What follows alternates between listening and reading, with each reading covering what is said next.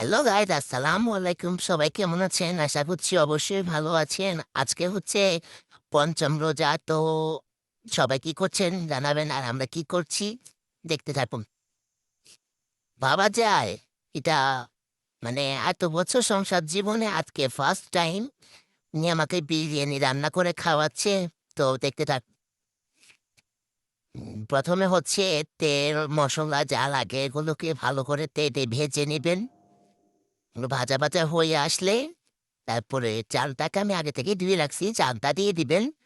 এরপর হচ্ছে কিছুক্ষণ নাড়াচাড়া করতে করতে তারপরে মশলাগুলো দিয়ে দিবেন। আর আমি অবশ্যই বিরিয়ানির সাথে আর কি আলু খেতে ভালোবাসি। কে কে ভালোবাসেন অবশ্যই জানাবেন।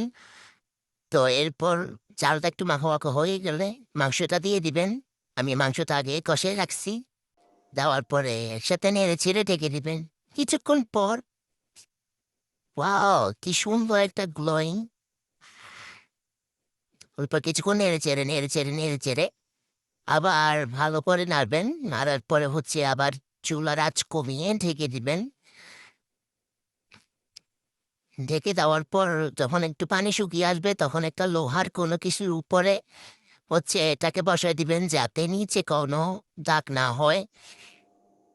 তাহলে হচ্ছে বিরিয়ানিটা ঝরঝরা হবে, আর হচ্ছে কোনো পাতিলেও কোনো দাগ লাগবে না, কোনো একটু লালচে ভাব বা কালো ভাব হবে না। এরপর এটা পারফেক্ট এখন খাওয়ার জন্য রেডি। একটু টেস্ট করে দেখি কেমন হয়েছে। ওয়াও, আসলে